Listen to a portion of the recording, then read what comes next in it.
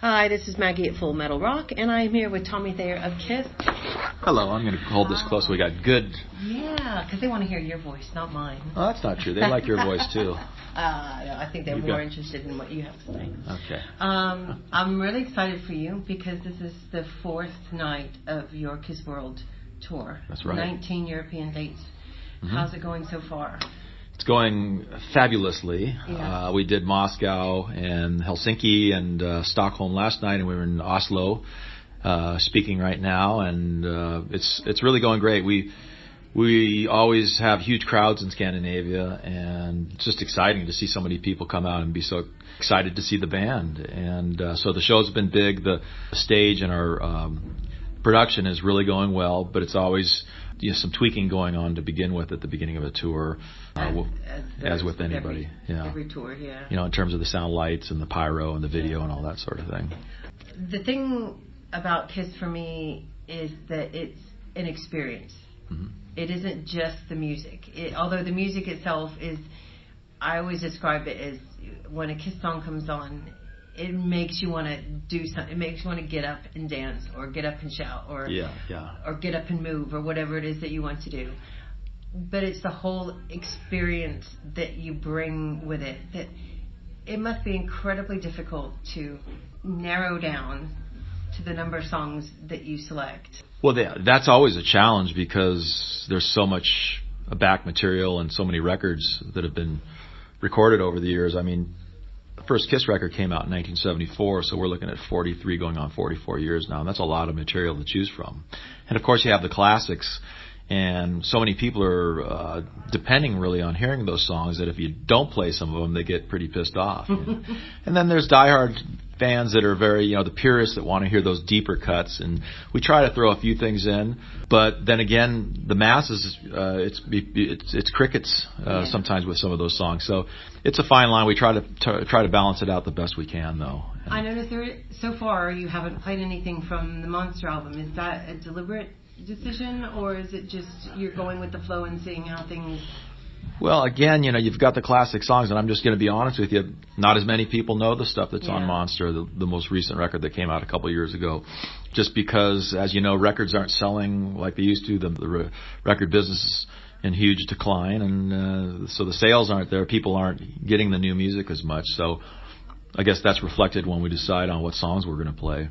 And when you talk about the fans and making them happy, because you now have a whole another generation of fans that has come into it, and possibly even a third generation. That's got to be a bit mind-blowing when you see, it's one thing to see someone with their kid, but then to possibly see further generations. It is mind-blowing. It's really multi-generational, like you said. It's not just younger kids or a certain, window of age. It's all ages and families. And it's interesting to me that so many kids get into KISS because their dad and the family brings them to the show, which sometimes it blows me away. There's so many young kids out there. I'm thinking, how the hell did they find out about KISS now? And so I ask people, and it has to do with, fathers bringing their son and other people talking about it, or the reputation the band has for the show and the theatrics and the big rock show that KISS has really made famous in the first place.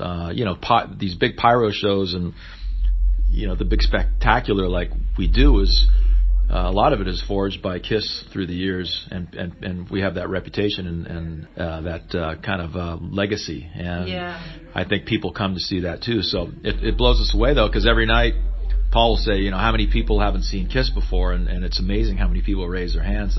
But that's a good thing, because that means you have new people coming in, because you always need to keep reinventing and bringing in new people, because there is a certain natural attrition to anything in entertainment. You slowly lose people, and you have to keep gaining more people.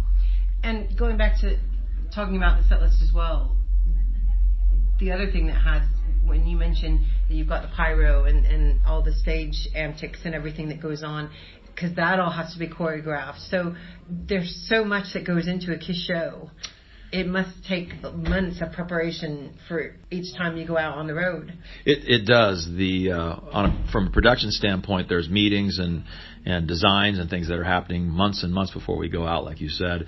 And then finally, when we get to the first show, say in Moscow, we got there 2 or 3 days early, and they got the whole setup in there, the whole production for days before we started the first show, so that we could rehearse with the production, and that's a big important part of it too, because especially with a band like Kiss, we've got all the gags and effects and things, and it all has to be finally coordinated and choreographed because one affects the other, and there's a dynamic to the show that you're trying to create. So that all has to be gone through, and that's very important. And so we do spend a lot of time with that, especially with a band like Kiss, because we've got like I said, this almost mythic kind of reputation, and we have to live up to it and almost go beyond what people are expecting sometimes. So there's a lot to that, and so it's a big bite to chew, but we do. I think you do a great job of exceeding fan expectations. Oh, thank you. Take me back to the first time that you played with Kiss in sort of theatrical side of things.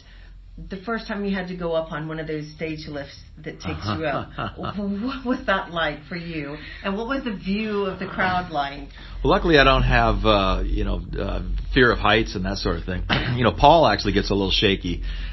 He gets clammy hands when we come down on the beginning of the show, and but going up in those lifts, you just have to have faith in the fact that they're really professionally put together, and it's all very rehearsed and it's safe. So that's the most important thing to begin with. But you go up on those things the first few times, and it's even higher when you get up there than it looks from when you're standing down low. I don't even want to imagine. Yeah, but going back to my first Kiss experience, it's kind of a long story, because I first met Gene and Paul and the band back in 1985 when my old band Black and Blue. I was like 22, 23, 24, something like that. But we were opening for Kiss, and that's when I met those guys. And at the time, that was their Asylum tour. So it was Gene and Paul, and you had Eric Carr, the drummer, and Bruce Kulick was playing guitar. And they really took us under their wing. And, Gene kind of embraced us and ended up producing a couple of our records. Yeah. But anyway, so long story short, I ended up working for Kiss in the early to mid-'90s because the Black and Blue had run its course, and I was just looking for a job, and I was thrilled to be able to just work in a scene, behind the scenes with Kiss. So anyway, and then in the late 90s or mid-90s, I had a Kiss tribute band called Cold Gin, just for fun. It was kind of before, too many of these tribute bands were out there, and it's just some buddies of ours in L.A. We got together because we loved Kiss, and we put makeup on. And it was the first show was on a Halloween, and we just goofed around with it. And then Paul and Gene, these guys came to a few of the shows, and they laughed. But anyway, so I had some experience putting Kiss makeup on and doing that and playing the parts. And I grew up listening to Kiss, so I was really weaned on that in terms of my guitar playing. So then they did the reunion tour in the mid-'90s, late '90s, and I was around working behind the scenes. And then when things came full circle and they wanted to get a new guitar player, like around 2002, I was just the natural choice, and it just was a natural thing. So the first concert I actually did was a private show down in Jamaica. It was in February 2002, and it was really interesting. It was only for a couple hundred people, but it was a full production, full stage, outside, with full pyro and everything. It was a natural thing for me to do because I'd been through the routine with the makeup, and I'd played the songs, and being around these guys for so long, I had done a lot of sound checks and even recording in the studio and things like that. So it wasn't like it was that shocking, but it was still, oh my God, I'm on stage playing in Kiss. Surreal, thinking you're donning the spandex, you're donning the makeup, Well, it wasn't only just that first show, but by the time we toured, when I was in the first year I was in the band, we were touring the U.S. and North America, and we played shows like at Madison Square Garden. And I remember being on stage, for instance, at the Garden. I'm thinking, oh my God, how did this happen? But it's kind of mind blowing. It's like something out of a movie. It's like something, a storyline straight out of. I can't even remember. What's the movie called with Mark Wahlberg? Rockstar, yeah. It's kind of like that. People say, hey, you're kind of like Miles Kennedy in it. Yeah. Alter Bridges' lead singer now. That's right. And sings with Slash. But it's a lot like that movie, actually, and people have referenced that before. They say, your story, Tom, is a lot like that Rockstar movie that Mark Wahlberg was in, but it's kind of like that. It's kind of a real life version of that. And I think that was kind of based on the Judas Priest thing, wasn't it?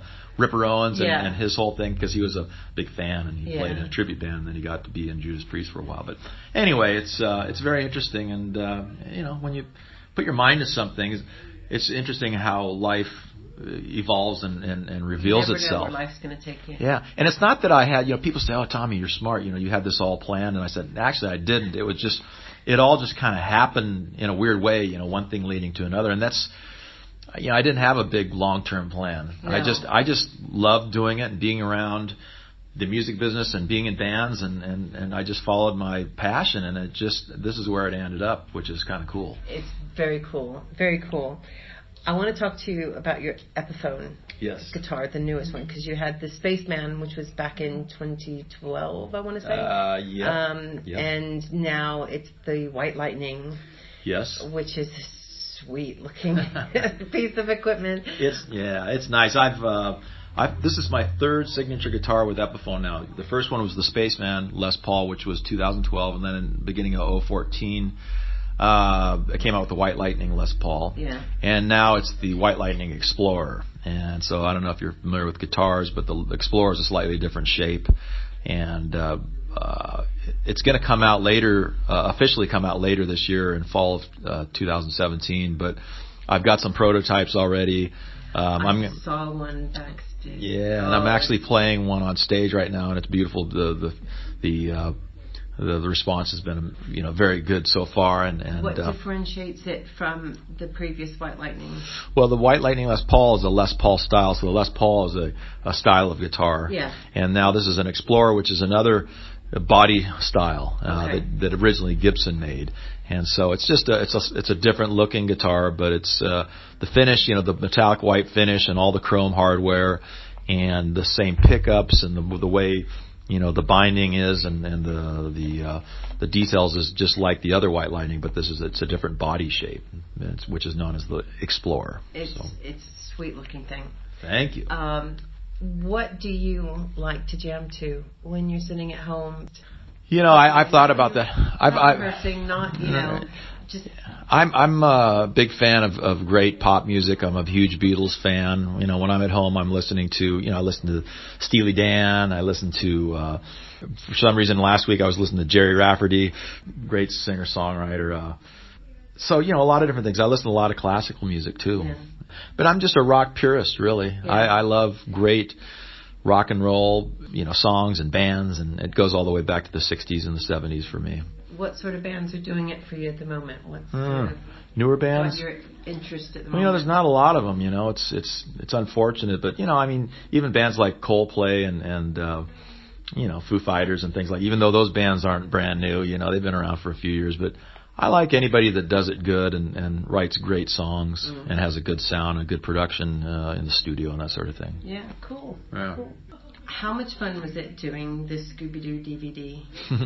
That was cool, and it's a good example of when you're in a band like Kiss, the certain perks that come along the way that are so cool that you'd never think about. It's all of a sudden we're doing our voices in the studio for the actual animation in the Kiss Scooby-Doo movie, and I'm thinking, I'm in a Scooby-Doo movie. How cool is that? When we all grew up with the Hanna-Barbera Scooby-Doo television show, and it's just another one of those things. It's like, oh my God, how does this happen? It's so cool. I always wanted to be Daphne. Yeah. But I'm more of a Thelma, I have to admit. But who did you want to be when you were? Were you a Shaggy? More of a Shaggy, Fred? Probably. Yeah, more of a Shaggy, and but again, it's just what a cool thing to do. And then on the flip side, the thing came out a year or two ago, and it's just been vastly popular in a strange way. It's another one of those things that brings in younger kids because they saw that and go, hey, this Kiss thing looks cool. I love the music, and all of a sudden you have younger kids coming, and I think it's good. Some people are critical sometimes about, you go too far with all this stuff, but I don't agree. I think that in this day and age, especially with the death of the record labels, that you have to think outside the box, and any kind of an idea where you do something that gets some attention or brings the name of the band out and the music out, rather than the conventional means of records and radio, which doesn't happen much anymore. This is good, and this is the things you have to do. Well, Kiss has been like the trendsetter when it comes to expanding marketing of the band, and the things that you come up with that keep Kiss, alive in people's hearts and minds. Yeah, it's interesting because Kiss really is an enigma. I mean, Kiss is a really it's a different band than your average type band. I mean, most bands, like it. people would say, "Oh, where's your credibility? You can't do that kind of thing, or this or that, or Scooby Doo. Oh, come on, you know." But Kiss, we can pull it off. We can do it. Dude, listen, the Scooby Doo DVD takes place in an amusement park, and I want a Kiss amusement park. That would be great. You have to talk to the guys, and that's got to be like your next project. You know, when I think it's a fine idea. Some of the things that you're into your golf. Yeah. Which I understand you've never played in Scotland, and I'm wondering if you're going to try to get a couple rounds. I don't know. When you go to Glasgow. Well, I'd like to. The problem is when we're on tour, we have very little time to end up spending a day, on the golf course. Unfortunately, because we're doing shows and then we're traveling and getting a little rest in between as well, which is important. But and we have a full day, as you know. You've been here today, and we're traveling. We fly in, and then we get in around 2 or 3, and then we come straight here and we do our acoustic meet and greet, which I don't know if you saw it. Well, you were there. I did. Yeah, that was phenomenal. And that's a really a unique experience for our fans. But it's a VIP meet and greet where they come backstage, literally about 50 to 100 people, and we play acoustic. No makeup. We're just hanging out, shooting the shit, and it's very casual and really a very personal experience for people. And I think that's really what it comes down to. So we do that, and then we sign all the autographs and things for a while, and get a quick dinner, sit down and have a nice interview with you, and then we start our makeup. And don't take it for granted, but we do our own makeup. Yeah. People think that we might have makeup artists and people doing that, but we do it also. That takes a couple hours, so it's a long day. And then by the time we do a long show, we get off stage and we have to take it all off, and then get cleaned up and get something to eat. So it's all encompassing. I can understand that you don't have a lot of time when you're touring, so hopefully you can get some golf in afterwards. I have played in Ireland, but I haven't played in Scotland. Yeah. I'm going up the day before to Glasgow to do an in-store guitar store called Guitar. Yeah. And so I don't know if this comes out or if people hear this before that, but that's the I'll be 27th. It'll be up, and I'll put the dates up for what's happening. So that sounds really cool. Now I know that Eric collects guitars. Yes, he does. I want to know which one of Eric's guitars is the one that you wish was yours. He's got a couple nice Les Pauls, some older stuff. Gibson collectible stuff. And he's so funny because he admittedly is more interested in guitars than in drums in a way, even though, he's the fabulous drummer and he loves drums, but he really has a passion for guitars.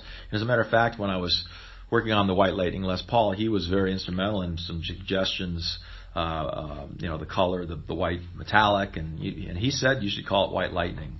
So it was his idea. Oh, that's neat. But I don't know specifically which guitars. He's got a lot of good ones, and he's a real collector of guitars, and also he's a watch aficionado too. Okay. He knows a lot about watches, and he collects watches, fine watches. And you're the fine wines.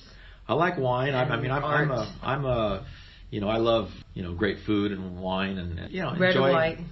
Actually, both. Yeah. But nothing better than a crisp, refreshing Sauvignon Blanc to start. And then, if you have, depending on what you're eating for dinner, then you go, whatever direction you go. But, I love, like I said, restaurants, great culinary experiences. And I'm not an expert by any means, but I do enjoy that. And when we're on the road, we get a chance to see some or try some great restaurants and things along the way. Yeah. No plans to open a place of your own? No, Gene and Paul have Rock and Brew, so we're covered. Yeah, but I thought you and Eric do like the finer side of things, something. We'll do the rock and wine. Yeah, but no, they do that. Booze. I think the restaurant business has got to be a tough business from what I can see, and I've known people that know people that are in the business, and it's a tough go, and to have success is a tough run, and some people do it, and my understanding is the Rock and Brews has done very well so far, and they're very happy about that. So who knows? I wasn't being serious about. I mean, if you want to, that's fine. But I was just pulling your leg. It's not a bad idea, though. I'll take a small commission. Yeah, we'll give you 5%. No, I'm kidding. Listen, it's been great talking to you. I realize that you still have a lot to do, and I've got to go put makeup on now. I know. I'm the fastest one, though. I'd love to watch that. I'm the fastest one in the band. Are you? Yeah, actually, it's funny. Last summer we were on tour in the States, and Paul's pretty quick too. And we can generally spend an hour or slightly less and get it done. And Eric and Gene take a lot longer for some reason. Who's the slowest? Probably Gene. Yeah. I don't know why. Because we have argument about it. I said, Gene, your design's kind of simpler compared to this whole spaceman thing. And he goes, no, that's not true. I've got all these curved lines and blah, blah, blah. So Paul and I decided to have a competition one night. We said, okay, we're going to have a race and see who can do it fastest. And you'd think that mine would be a little more complex, too, because, what's a star? A single star? Come on. I know. A single star. It's just white face, single star. Yeah. So, anyway, we said, okay, ready, set, go. We did it, and I came out ahead. I did it in 22 minutes. Gosh, wow. And he was 23. I don't know if you saw, but Rave and I, the band that's opening for you, for those who are listening, that are opening for you on the tour, did a little video where they put Kiss makeup on the side of their face. And it was such a cool tribute to you guys. So I know they're really excited to be playing for you. It is amazing the influence that over the years that Kiss has had on bands. Not just on bands, but it's just even culture. Everything. Culture, the number of movies that has had a Kiss song appear in it. Or did you see Why Him lately? The new, it's so funny. No, I haven't. It's a new movie that just came out a few months ago, and there's Gene and Paul make a cameo in it. It's really funny. Oh, I'll have to see that. It's really a funny movie too. No, I haven't seen that. The one I was going to tell you, I don't know if you ever saw a movie called I Love You Man. No, I don't know if I've seen Paul that. Rudd. Do you know I know Paul Rudd. He's hilarious. And Rush make an appearance in the movie, but it's just so fun. It's hilarious. So I look forward to seeing Gene and Paul on that. That's got to be really good. Yeah. But you've got to go don the grease paint. Oh man, I love your boots. I want to. The new ones? Gosh. I get a lot of girls. I want a pair of those. I would so love to try on your boots. It would just be like. Well, I'll see if I can find them somewhere back there. No way. You're pulling my leg. Actually, they're kind of a pain in the ass because they're covered with glitter, and glitter gets all over the place. So you might not, But it's funny. A lot of girls say, "I love your boots." I think you have where the can best I get a pair? Boots. Oh. Forget Jean's outfit. The Demon's great, but I love your stuff. It's thanks. really good. It's cool. It's all Kiss, and I'm just proud to be able to wear it. Yeah. Well, I'm so glad that you could take the time to talk to us today. And great. It's a real honor to meet you. And good luck with the rest of the tour. And thank you. I'm looking forward to the show tonight. Awesome. We're going to rock. Yeah. Okay. This is Maggie at Full Metal Rock, and you've been listening to Tommy Thayer of Kiss.